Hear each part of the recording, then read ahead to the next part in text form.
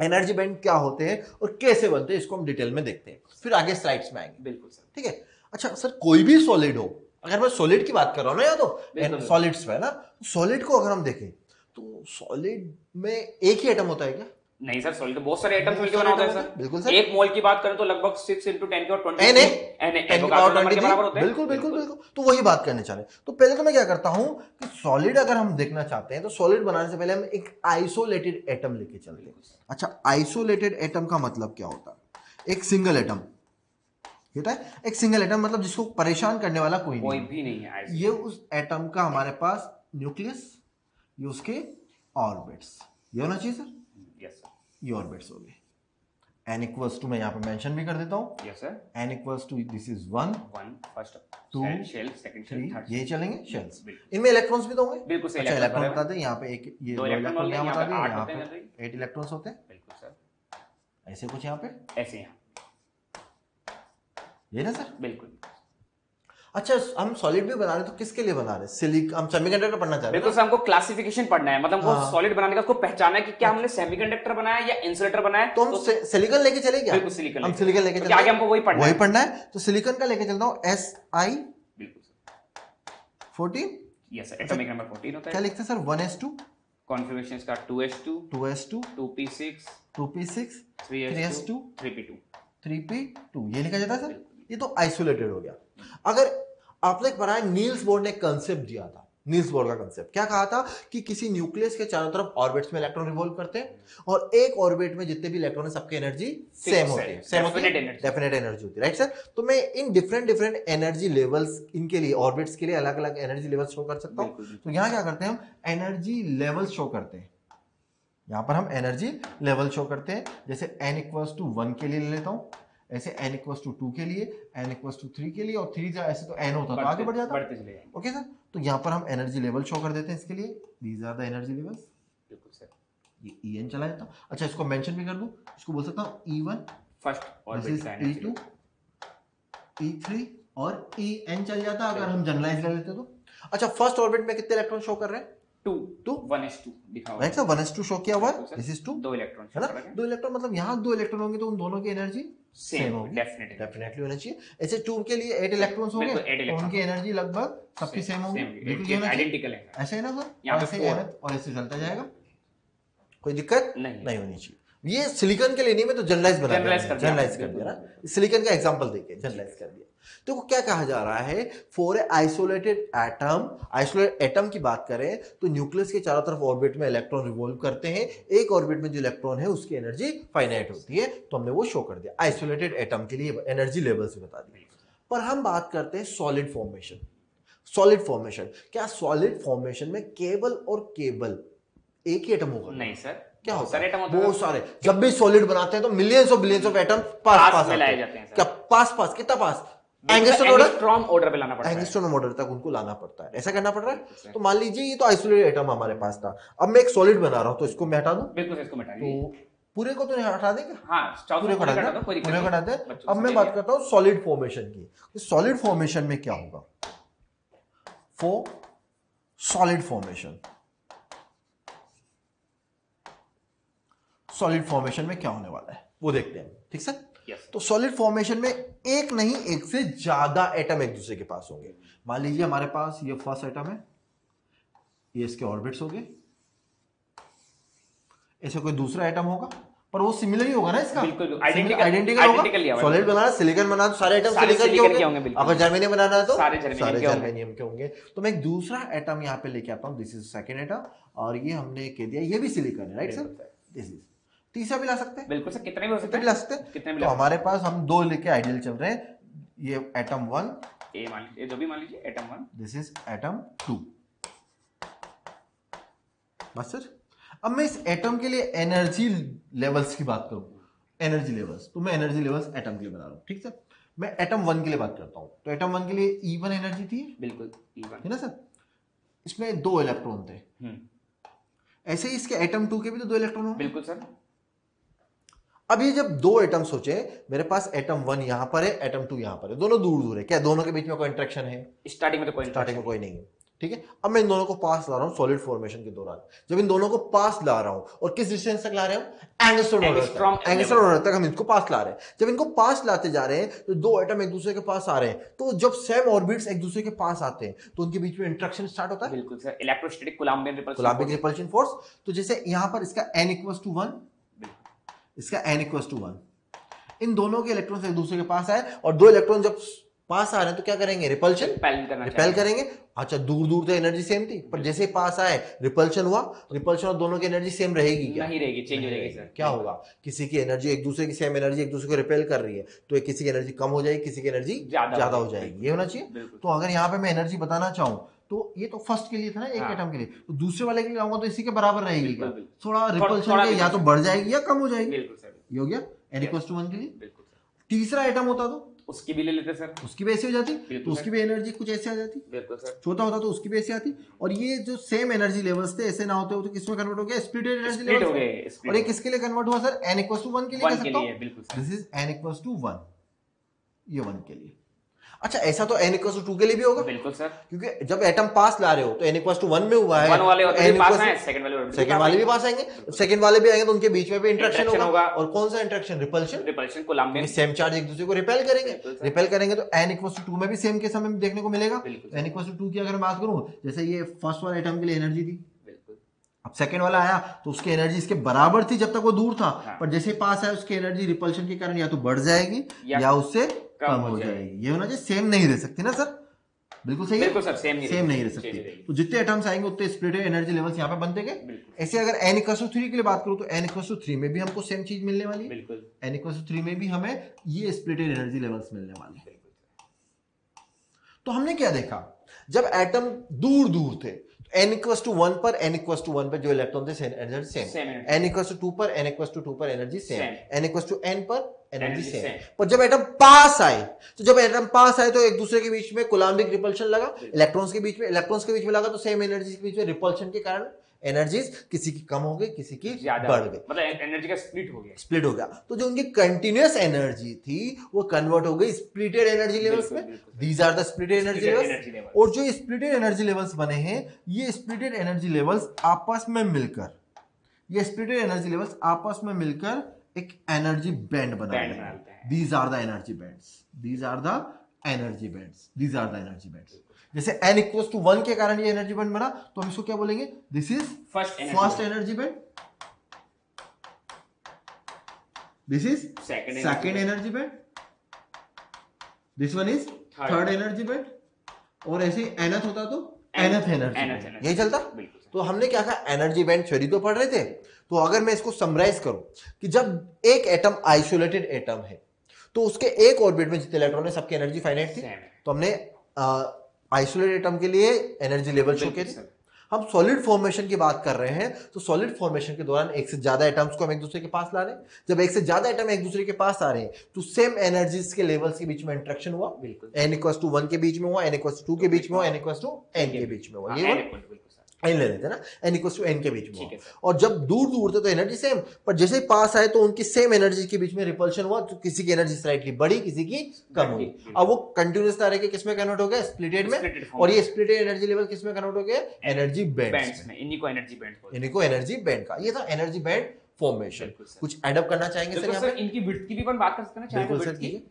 Sir देखो, सबसे जब सर ने बोला जब दो हम एटम्स को पास लेके आ रहे हैं, चाहे दोनों सिलिकॉन के एटम हो चाहे दोनों जर्मेनियम को, तो सबसे ज्यादा इंटरेक्शन कौन से ऑर्बिट वाले इलेक्ट्रॉन्स के बीच में होगा? तो हमको पता है वो आउटर वाले सबसे ज्यादा तो आउटर मोस्ट, क्योंकि वही एक दूसरे के पास आएंगे। इनर वाले में थोड़ा कम होगा, और जो और इनर मोस्ट होंगे उनमें इंटरेक्शन और भी कम होगा। तो इस बेसिस पर हम बैंड के विड्थ की बात कर सकते हैं। तो सबसे ज्यादा जो एनर्जी, जिन इलेक्ट्रॉन्स की एनर्जी लेवल्स का जो बैंड बनेगा, सबसे ज्यादा विड्थ होगी वो कौन से वाले के बीच में? लास्ट वाले में। क्योंकि सबसे ज्यादा जो पार्टिसिपेट करेंगे एनर्जी बैंड्स बनाने में वो यही वाले हैं, क्योंकि सॉलिड फॉर्मेशन में वो इलेक्ट्रॉन पार्टिसिपेट करते हैं। आउटर मोस्ट और इवन नंबर भी ज्यादा होते हैं, सबसे इंटरेक्शन इन्हीं का होगा। यदि इंटरेक्शन इनका ज्यादा होगा तो एनर्जी लेवल्स इनके ज्यादा होंगे। तो जिस बैंड की विड्थ सबसे ज्यादा होगी वो आउटर मोस्ट वाला। बिल्कुल। और आउटर मोस्ट के जस्ट नीचे वाली इनर वाले की बात करूं, सेकंड ऑर्बिट की, तो सेकंड ऑर्बिट का इंटरेक्शन थर्ड वाले के कंपैरिजन में क्या होगा, कम होगा। तो यहाँ पे जो इस बैंड में जो जो एनर्जी लेवल्स पार्टिसिपेट करेंगे वो इसके कंपैरिजन में थोड़े कम होंगे, तो इसकी विड्थ इसकी कंपैरिजन में थोड़ी सी कम होगी। और फर्स्ट वाले की बात करें तो वो तो और भी कम होंगे, क्योंकि वो तो बिल्कुल न्यूक्लियस के पास बैठे हैं और न्यूक्लियस में ज्यादा पार्टिसिपेट नहीं कर पाएंगे, तो उनकी विड्थ सबसे कम होगी।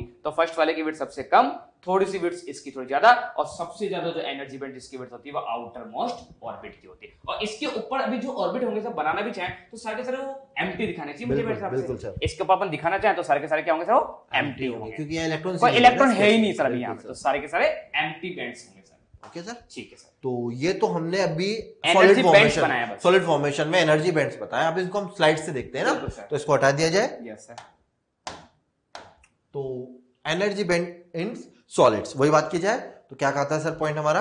पहला पॉइंट जो सर ने बोला था उसको रिवाइज कर लेते हैं एक बार।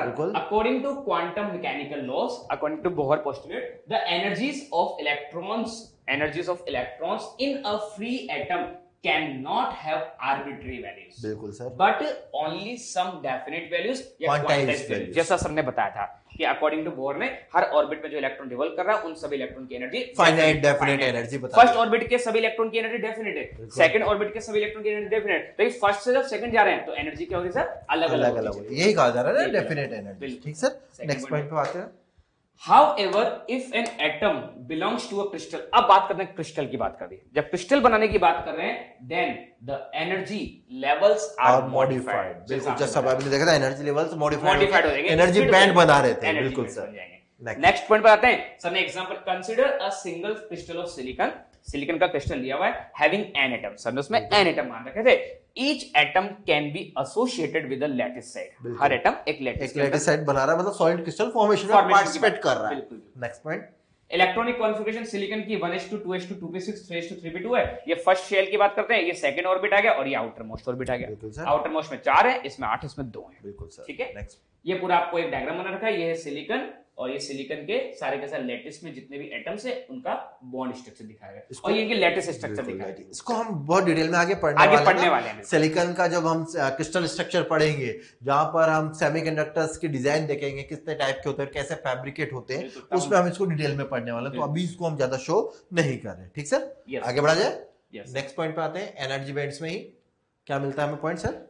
Therefore, interaction of a silicon atom with the neighboring atom, जैसे एक एटम का neighboring atom से इंटरेक्शन हुआ, causes change in energy levels of electron। Sir ने बताया था कि जब दो एटम्स को पास में लेके आते हैं तो पास में लाने पर उनमें इंटरेक्शन होता है, कूलम्ब इंटरेक्शन होने से उन इलेक्ट्रॉन्स की एनर्जी स्प्लिट होती है, बिल्कुल स्प्लिट होने लग जाती है। जैसे सर ने हमने कहा था ना, आइसोलेटेड एटम दूर दूर है तो एनर्जीज ऑलमोस्ट सेम कंटिन्यूस थी, पर जैसे जैसे पास आते गए उनकी एनर्जीज में क्या हुआ, चेंज आने लगा, इंटरेक्शन की वजह, इंटरेक्शन, वही पॉइंट यहाँ पे शो किया हुआ है। ठीक sir, next point, this modification is not appreciable, इतना ज्यादा मॉडिफिकेशन नहीं होता है in the case of energy levels of electron in the inner shell. अभी बोला सर ने मेंशन किया था पॉइंट कि इनर शेल के इलेक्ट्रॉन्स में इतना ज्यादा पार्टिसिपेशन नहीं होता सॉलिड फॉर्मेशन में। सॉलिड फॉर्मेशन में पार्टिसिपेट करते हैं आउटर मोस्ट वाले ऑर्बिट, इनर वाले नहीं करते, इसलिए उनके बैंड में भी इतनी चेंजेस नहीं आते। बिल्कुल सर, बहुत बढ़िया सर। नेक्स्ट पॉइंट लिखा हुआ है, but in the outer most shells modification is appreciable, just अभी बोला था, because the electrons are shared by many neighboring atom.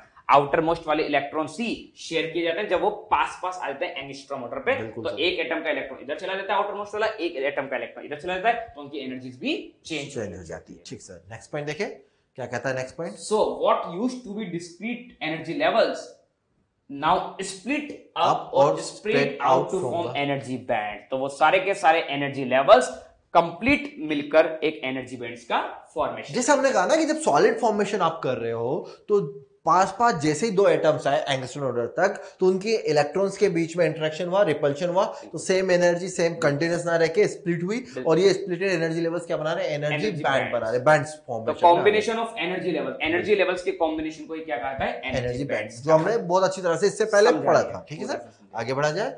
ये हमें एनर्जी बैंड्स फॉर्मेशन बताया हुआ है, इसको देखते हैं हम। देखिए हम क्या कर रहे हैं कि हम एक्स एक्सिस पे ले रहे हैं इंटर एटॉमिक स्पेसिंग को हम लेके चल रहे हैं। इंटर एटॉमिक स्पेसिंग का मतलब दो एटम्स के बीच की स्पेस की सेपरेशन क्या है, ठीक है। हम स्टार्ट करेंगे डी से हम बढ़ेंगे और डी से हम कहां पर आएंगे, ए की तरफ। और जैसे हम ए पर आते हैं तो सेमीकंडक्टर क्रिस्टल के लिए डिजायर स्पेसिंग है कि आप इस रीजन में आओगे, ये रीजन है ओ ए रीजन, ओ ए रीजन, ओ ए रीजन में आ जाते हैं तो ओ ए रीजन भी हम ओ ए रीजन ही बोलेंगे। अगर आप यहाँ आते हैं तो हमारे पास सॉलिड फॉर्मेशन बनना स्टार्ट हो जाता है, ये होना चाहिए सर, ठीक। स्टार्ट करें। यस। देखिए जब दो एटम दूर दूर थे तो उनकी एनर्जीज भी अलग अलग थी। जैसे मैं आउटर मोस्ट ऑर्बिट के लेकर आऊं सिलिकॉन के लिए ना, तो सिलिकॉन के लिए क्या लेके थे आप, क्या लेके चले थे सिलिकॉन के लिए सर आप 1s2 2s2 2s2 2p6 3s2 3p2, right sir. और हम किसको लेके चल रहे हैं अभी, आउटर वाले 3s2 4 इलेक्ट्रॉन से, तो 4 में से 2 किसके पास है, s के पास है, 2 किसके पास है, p के पास। लास्ट वाले को लेके चल रहे हैं, ठीक है, इस लास्ट वाले, ये आउटर मोस्ट वाले, इनर वाले को मत दीजिए, इनर वाले को नहीं देख रहे हम, आउटर की बात कर रहे हैं, ओके।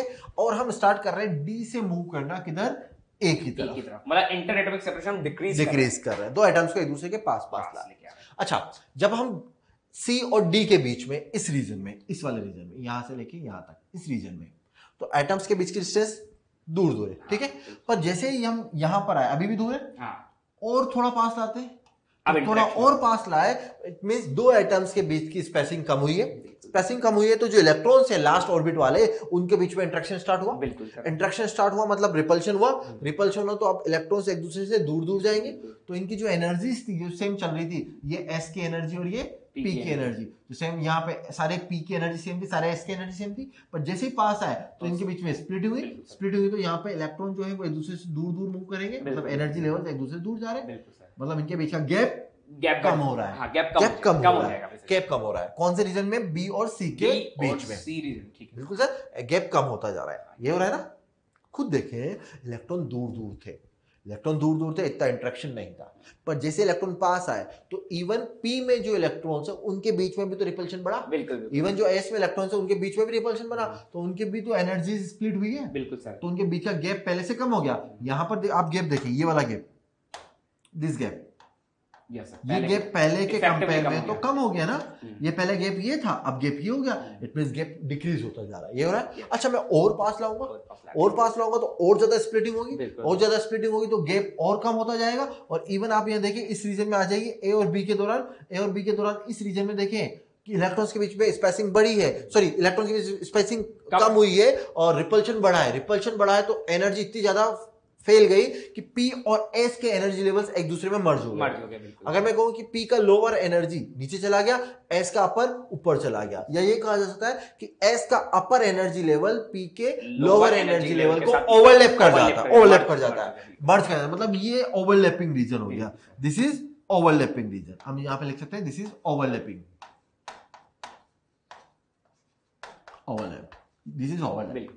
फिर भी हम और पास ला रहे हैं क्योंकि अभी तो सॉलिड फॉर्मेशन हुआ ही, तो एंगस्ट्रॉम ऑर्डर पे लाना है, और मैं यहाँ पे ला रहा हूँ, इस ऑर्डर पे ला रहा हूँ, मैं ओ ए के बीच में ला रहा हूँ, तो थोड़ा और पास ला रहा हूँ, तो क्या होगा, अब जो हमारे पास देखें, पहले आपके पास एस के पास कितने इलेक्ट्रॉन थे, पी के पास 2, एस के पास 2, अब मैं यहाँ पर आया तो मुझे बताइए यहाँ टोटल कितने इलेक्ट्रॉन है, यहाँ पे 4 इलेक्ट्रॉन, टोटल 4 हो गए, 4 इलेक्ट्रॉन्स हो गए, और 4 इलेक्ट्रॉन्स यहाँ हो गए। अब इन 4 इलेक्ट्रॉन्स में कौन से पी के हैं, कौन से एस के, आप बता सकते हैं क्या, नहीं बता सकते। क्यों नहीं बता सकते, क्योंकि यहाँ पे तो मर्जिंग हो चुकी है, ओवरलैपिंग हो चुकी है, ये होना चाहिए।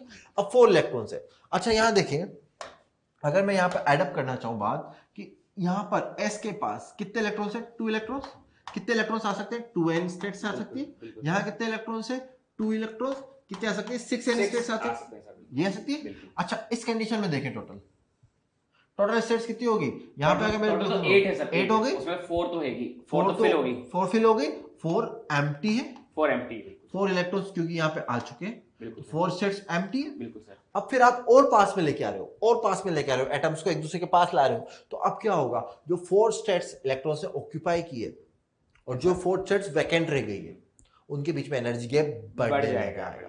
इट मींस ये जो यहाँ पर ओवरलैपिंग हुई थी, ये स्प्लिट होगी, और स्प्लिट हुई तो यहाँ पर 4n स्टेट्स तो यहाँ नीचे आ गई, 4n स्टेट्स कहाँ चलेगी, ऊपर, और जो ये 4n स्टेट्स नीचे की तरफ आएंगे, चारों के चारों इलेक्ट्रॉन जो यहाँ पे थे वो कहाँ जाएंगे, वैकेंसीज में, और यहाँ कितने इलेक्ट्रॉन्स हो गए, 0 इलेक्ट्रॉन।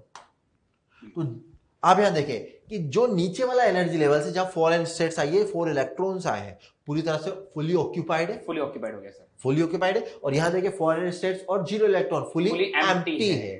तो जो फुली ऑक्यूपाइड है उसको बोला गया वैलेंस बैंड। कौन सा बैंड? Valence band. और जो फुली फिल्ड सॉरी जो फुली एम्प्टी है उसको बोला कंडक्शन बैंड। और इस वैलेंस बैंड और कंडक्शन बैंड के बीच का जो गैप है, दिस गैप, इसको बोला गया forbidden energy gap. Forbidden energy gap का मतलब कि वो एनर्जी जो अगर आप वैलेंस बैंड के इलेक्ट्रॉन को सप्लाई कर दो तो वो कहां चले जाएंगे? कंडक्शन बैंड में चले जाएंगे। ये होना चाहिए, लाइक वर्क फंक्शन के फॉर्म में डिफाइन कर सकते हैं। बिल्कुल सर। तो कुछ ऐड अप करना चाहिए सर? नहीं सर, बिल्कुल आपने सब कुछ बता दिया। तो वैलेंस बैंड के अंदर हमेशा कौन से इलेक्ट्रॉन्स होंगे? वैलेंस शेल के इलेक्ट्रॉन जो बॉन्डिंग में पार्टिसिपेट करेंगे, जो बॉन्डिंग में। और कंडक्शन में इनिशियली पूरा का फील्ड है, तो ये क्या माना जाएगा? एम्प्टी होगा। और दोनों के बीच के को फॉरबिडन एनर्जी के बोल देंगे। ओके, तो वैसे तो ये एनसीईआरटी में फॉर्मेशन दे रखा है, नीट में आज तक इसके ऊपर क्वेश्चन नहीं बना है।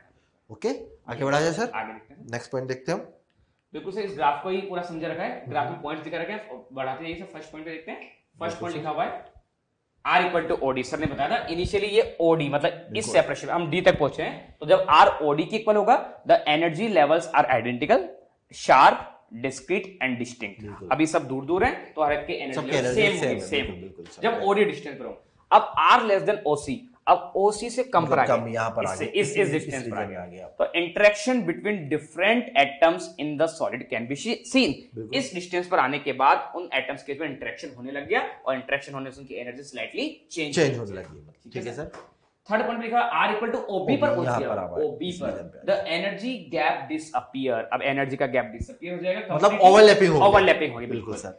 8n levels are distributed continuously. We can only say that 4n levels are filled and 4n levels are empty.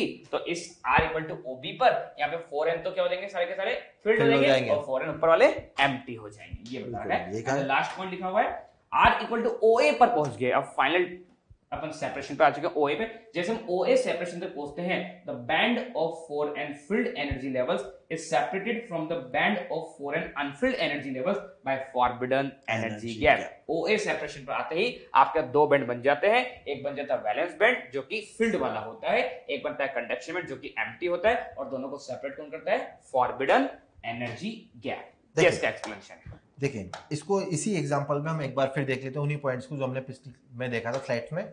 हमने कहा कि लास्ट वाले ऑर्बिट को लेते हैं, 3s2 3p2, राइट सर। यहाँ कितने इलेक्ट्रॉन है? 2 इलेक्ट्रॉन। कितने आ सकते हैं? 2n आ सकते हैं। यहाँ कितने इलेक्ट्रॉन से? 2 इलेक्ट्रॉन्स पर कितने आ सकते हैं? 6 आ सकते हैं। बिल्कुल सर, 6n लिख देते हैं इसको ना, 6n। ओके, अब जब आप रीजन में थे OD रीजन में, फर्स्ट पॉइंट OD रीजन, तो दूर दूर है तो इनकी एनर्जीज में कोई फर्क नहीं पड़ रहा। अब आप आए सेकंड पॉइंट की हम बात करते हैं, कहां आगे? OC से कम, इस यहां से लेके यहां तक, इस रेंज में OC से कम तक। जब आप इस रीजन में आ रहे हैं तो एटम्स के बीच में डिस्टेंस कम हो रही है। डिस्टेंस कम होने के बाद इंटरेक्शन बढ़ा, तो उसके कारण क्या हो जाएगा? स्लाइटली एनर्जीज कम होती जाएगी। और यहां देखिए आप, स्लाइटली एनर्जी कम होती गई। ठीक है, पर अभी भी देखिए यहां पर कितने इलेक्ट्रॉन्स है? इसके पास, P के पास 2 इलेक्ट्रॉन्स। कितनी स्टेट्स है यहाँ पे? अभी भी 6 है। यहाँ कितनी है? 2 इलेक्ट्रॉन्स, और स्टेट्स कितनी है? 2n। ठीक है, यही हो ना।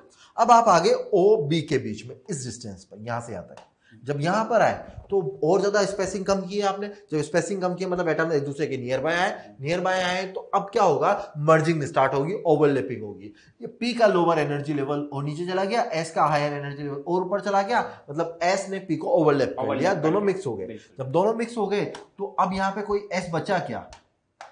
कोई S बचा, कोई P बचा नहीं, ना तो कोई S बचा ना कोई P बचा, कि दोनों एक दूसरे में मिक्स हो चुके हैं। तो टोटल स्टेट्स कितनी होगी? 2 यहां पर थी, 6 यहां पर, तो टोटल कितनी होगी? 8n स्टेट्स होगी।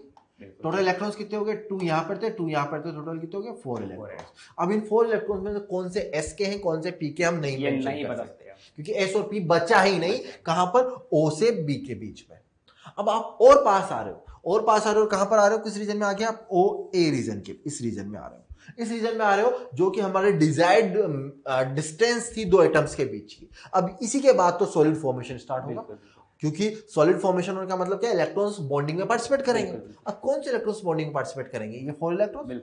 अब इन 4 इलेक्ट्रॉन्स ने बॉन्डिंग में पार्टिसिपेट किया, और जिन्होंने बॉन्डिंग में पार्टिसिपेट करते हैं एनर्जी कम हो जाती है। बॉन्ड बनाते तो इलेक्ट्रॉन्स की एनर्जी कम होती है।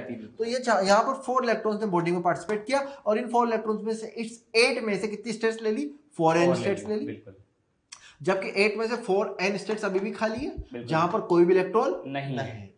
तो 4 इलेक्ट्रॉन्स ने बॉन्ड बनाया तो उनकी एनर्जी कम हुई, 4 n वैकेंसीज ले ली 8 में से। इसको आपने बोल दिया कौन सा band? Valence band. Valence band कौन सा band? It is the band which is fully filled with electrons. कौन से इलेक्ट्रॉन्स? जो बॉन्ड में पार्टिसिपेट करते हैं, जिनको वैलेंस इलेक्ट्रॉन बोलते हैं, आउटरमोस्ट शेल के इलेक्ट्रॉन। बिल्कुल ये। अच्छा, यहां पर हम देखें कि हमने कहा यहाँ फॉरेन स्टेट से पर इलेक्ट्रॉन एक भी नहीं है, दिस इज फुली एम्प्टी। इसको क्या बोल दिया गया? Conduction band. अगर यहाँ पे इलेक्ट्रॉन आ जाए तो कंडक्शन बैंड बैंड कंडक्शन करने लगेगा। बिल्कुल सर। पर नहीं है इलेक्ट्रॉन तो हम क्या बोलेंगे? This is perfect insulator. Perfect insulator. कौन से टेम्परेचर की बात कर रहा हूं मैं? 0 केल्विन की बात कर रहा हूं। और इन दोनों के बीच में जो एनर्जी डिफरेंस है, एनर्जी गैप है, ये सेपरेशन है एनर्जी का, इस एनर्जी सेपरेशन को सर हम क्या बोलते हैं? Forbidden energy gap. This is forbidden energy gap. Forbidden का मतलब जहां अलाउ नहीं, जहां पर रुकना अलाउ नहीं, फॉरबिडन जहां अलाउ नहीं है, मतलब यहां इलेक्ट्रॉन नहीं पाए जाते। या तो इलेक्ट्रॉन इसमें मिलेगा या ऊपर ही मिलेगा, बीच में इलेक्ट्रॉन नहीं मिल सकता। ठीक है। तो फॉरबिडन एनर्जी गैप के बराबर एनर्जी अगर आप इस इलेक्ट्रॉन को दे दो तो कहां पहुंच जाएगा? कंडक्शन। और वो कैसे देते हैं? टेम्परेचर से। आगे बात करेंगे। तो हमने दोबारा उसी बैंड को हमने जो पढ़ा था दोबारा यहाँ पे एक बार रिवाइज भी कर दिया। आगे बढ़ा जाए सर। अब बिल्कुल सर, अब वैलेंस बैंड कंडक्शन बैंड की बात करेंगे हम। बिल्कुल sir. Valence band conduction band तो सर ने बता दिया। वैलेंस बैंड क्या होगा? ऐसा बैंड जिस बैंड में वैलेंस शेल के इलेक्ट्रॉन्स के एनर्जी लेवल का कॉम्बिनेशन हो। तो ऐसा बैंड जिसमें वैलेंस इलेक्ट्रॉन के एनर्जी लेवल का कॉम्बिनेशन प्रेजेंट हो, उसे वैलेंस बैंड बोलते हैं। ये तो वैलेंस बैंड की डेफिनेशन। और वैलेंस बैंड के अंदर कौन से वाले इलेक्ट्रॉन होते हैं? आउटर मोस्ट शेल के इलेक्ट्रॉन या लूजली बाउंडेड इलेक्ट्रॉन्स अवेलेबल होते हैं, जिनके पास एनर्जी क्या होगी सर? कम होगी। पहली बात तो देखिए सर, तो पहला पॉइंट लिखा है this is lower energy band. ये लोअर एनर्जी बैंड है which contains valence electron, जिसमें वैलेंस इलेक्ट्रॉन्स अवेलेबल होते हैं। पहली बात है। सेकंड पॉइंट लिखा है this band is either partially और completely filled with electrons but never be empty. इस बैंड में या तो इलेक्ट्रॉन्स होंगे, कुछ पार्शियली फिल्ड होगा या ये कंप्लीटली ही फिल्ड होगा। इन केस ऑफ कंडक्टर्स हम पढ़ेंगे इसे आगे, लेकिन ये कभी भी एम्प्टी नहीं होता। T = 0 केल्विन पर भी या तो ये पार्शियली फिल्ड होता है या कंप्लीटली फिल्ड होता है। बिल्कुल सर। नेक्स्ट पॉइंट है the electrons in this band are not capable of gaining energy from external electric field to take part in conduction of electron. Valence shell के electron कोई भी कंडक्शन में participate नहीं करेगा जब तक कोई भी इलेक्ट्रॉन कंडक्शन बैंड में नहीं जाएगा। बिल्कुल, यही पॉइंट कहा जा रहा है कि वैलेंस बैंड के जो इलेक्ट्रॉन्स है या जो वैलेंस बैंड है वो कंडक्शन में सपोर्ट नहीं करता, सपोर्ट बाउंडेड है। बिल्कुल, कोई फ्री इलेक्ट्रॉन नहीं है। अगर इलेक्ट्रॉन्स पार्टिसिपेट करेंगे तो कौन से इलेक्ट्रॉन्स? Conduction band. हाँ, भले ही वो वैलेंस बैंड से जाए, पर वो कंडक्शन बैंड में जाएंगे तभी कंडक्शन में सपोर्ट होगा। ये कहना चाह रहे हैं सर। नेक्स्ट हम बात करें conduction band. To conduction band की बात करें, ऐसा बैंड जिस बैंड में फ्री इलेक्ट्रॉन्स के एनर्जी लेवल्स का कॉम्बिनेशन, फ्री इलेक्ट्रॉन्स के एनर्जी लेवल का कॉम्बिनेशन, मतलब जो बॉन्डिंग में पार्टिसिपेट ना करे, नहीं कर रहा, तो इसकी जो एनर्जी होगी वो वैलेंस बैंड की एनर्जी से क्या होगी? ज्यादा होगी। तो इसके अंदर फ्री इलेक्ट्रॉन्स अवेलेबल होते हैं। इन इलेक्ट्रॉन्स की एनर्जी वैलेंस बैंड की एनर्जी लेवल से ज्यादा होती है। तो पहला पॉइंट लिखा है this is the higher band containing conduction electron, higher energy। और ये कहां से आ रहे कंडक्शन इलेक्ट्रॉन? वैलेंस बैंड से। बिल्कुल sir. This band is either empty, या तो ये बैंड आइदर एम्प्टी ही रहेगा या ये पार्शियली फिल्ड हो जाएगा विद इलेक्ट्रॉन। जब टेम्परेचर नहीं होगा तो हम बोलते हैं ये बैंड कंप्लीटली एम्प्टी रहता है जनरली, और टेम्परेचर बढ़ाने पर इस बैंड में इलेक्ट्रॉन आने लग जाते हैं तो ये बैंड धीरे धीरे पार्शियली फिल्ड होने लगता है। ठीक है, तो पार्शियली फिल्ड भी हो सकता है। नेक्स्ट पॉइंट है electrons present in this band take part in the conduction of current. तो अभी बताया था जब तक एक भी इलेक्ट्रॉन कंडक्शन बैंड में नहीं होता है तब तक तो कोई कंडक्शन होगा ही नहीं। और जैसे टेम्परेचर बढ़ाने के बाद यदि कंडक्शन बैंड में इलेक्ट्रॉन आने लग जाते हैं तो हमारे पास करंट या कंडक्शन भी हमारे पास होने लग जाएगा। इसका मतलब कंडक्शन के लिए रिस्पॉन्सिबल कौन सा बैंड हुआ? कंडक्शन बैंड, न कि वैलेंस बैंड। ओके सर, एक काम करते हैं ना सर, मैं एक बार इस कंडक्शन बैंड और वैलेंस बैंड को हम बैंड सेपरेशन से बिल्कुल डायग्राम से बताइए सर।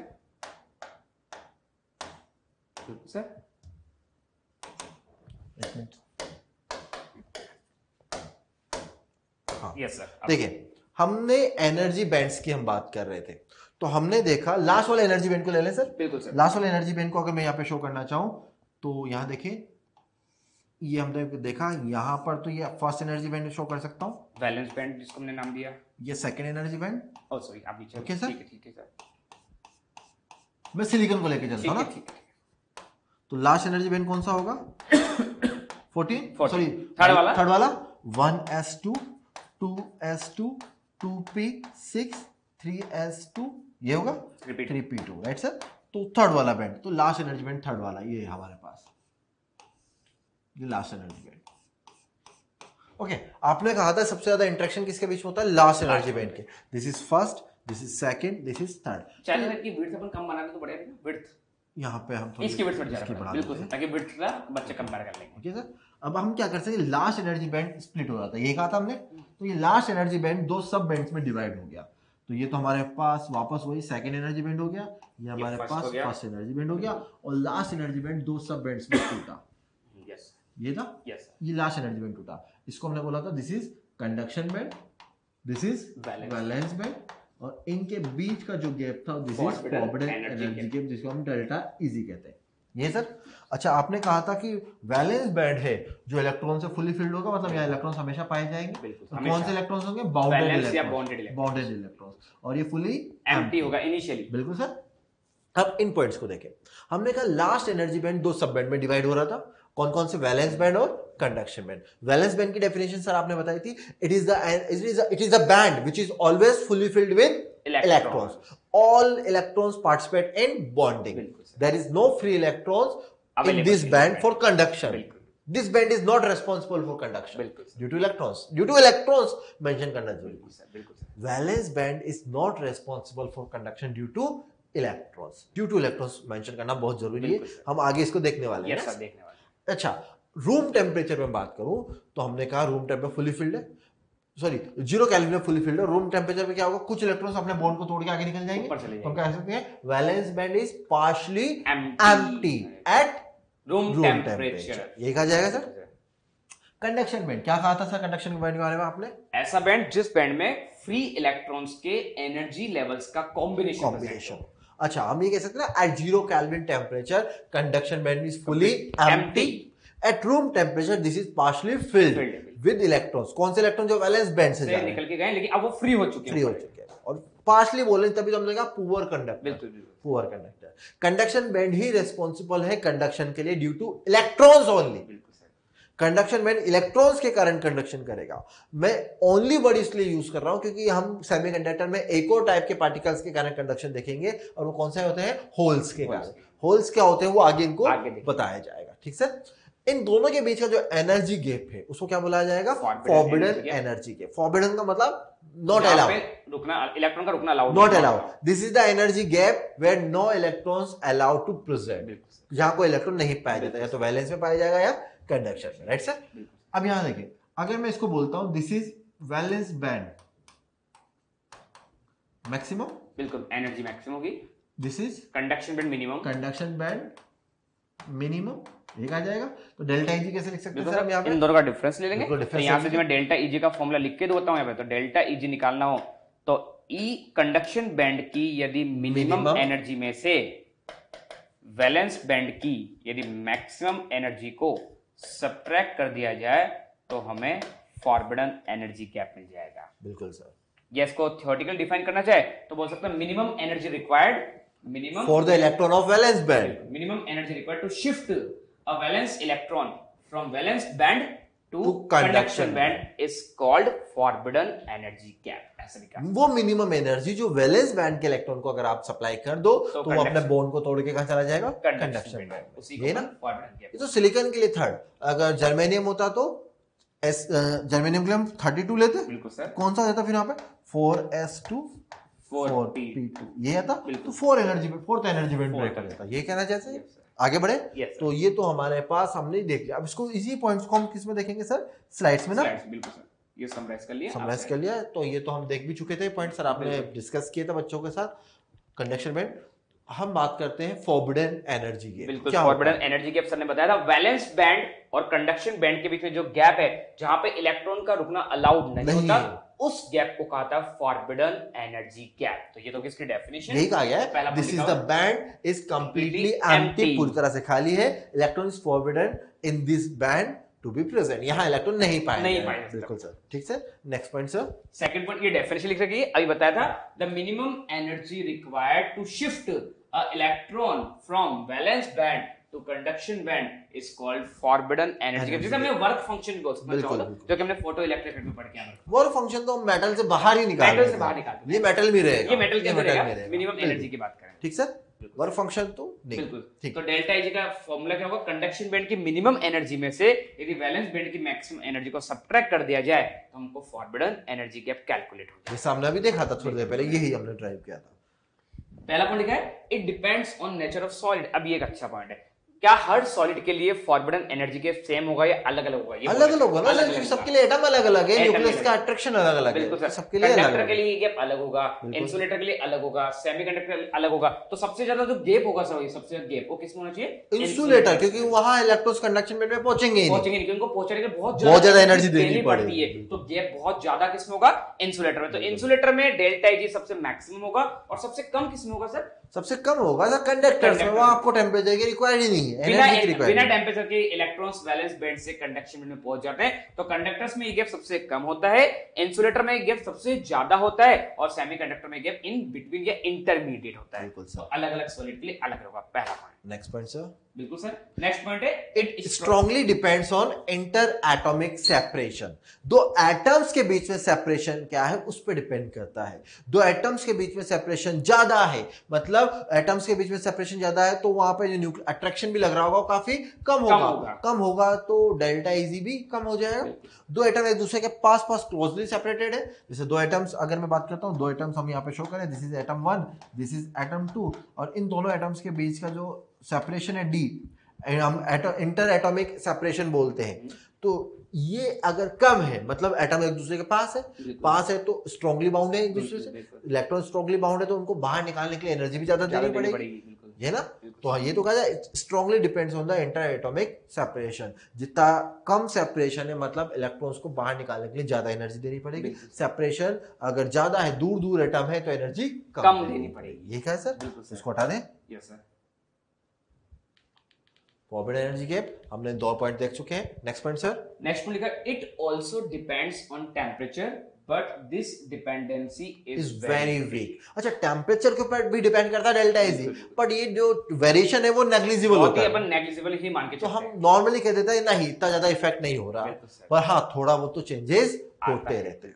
तो हमने यहाँ पर वैलेंस बैंड देखा, हमने कंडक्शन बैंड देखा, और हमने फॉरबिडन एनर्जी गैप देखा। ठीक है, अच्छा हम सिलिकॉन और जर्मेनियम के लिए मेनली बात करते हैं ना, तो सिलिकॉन और जर्मेनियम के लिए फॉरबिडन एनर्जी गैप हम बता सकते हैं सर। सिलिकॉन के लिए अगले नेक्स्ट स्लाइड में दिखा भी रखा था, सिलिकॉन के लिए जो फॉरबिडन एनर्जी गैप होता है, ये बच्चों आपको याद रखना होता है, ऑलमोस्ट 1.1 इलेक्ट्रॉन वोल्ट। क्या ठीक सर। और जर्मेनियम के लिए जो फॉरबिडन एनर्जी गैप होता है डेल्टा Ig, वो ऑलमोस्ट 0.7 इलेक्ट्रॉन वोल्ट के आसपास होता है। यदि इलेक्ट्रॉन वोल्ट को जूल में चेंज करना है तो E से मल्टीप्लाई कर देंगे, वो बच्चे खुद कर लेंगे। अब खुद ही देखें ना, सिलिकॉन के लिए लास्ट बैंड कौन सा था? 3rd। हाँ बिल्कुल। जर्मेनियम के लिए 4th। तो किसमें ज्यादा इंटरेक्शन हो रहा था? इसका सर बिल्कुल सही बात है, तो इसके लिए डेल्टा Ig ज्यादा था, इसके लिए डेल्टा Ig 4th बैंड था, तो इसके लिए डेल्टा Ig कम। सेपरेशन, बिल्कुल ओके, सेपरेशन की बात होगी। ठीक सर।